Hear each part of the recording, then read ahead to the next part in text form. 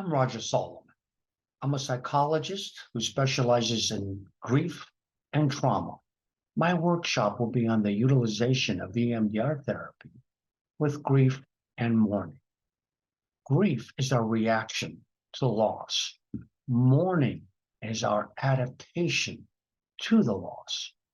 And of course, I will be talking about the utilization of EMDR therapy to treat grief and mourning issues.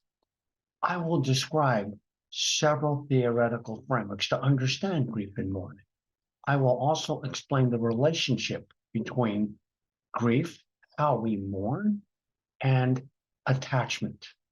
I will be showing videos to illustrate the teaching points, videos of EMDR sessions that will include some recent sessions that come from my work in Ukraine. I hope to see you there. Thank you.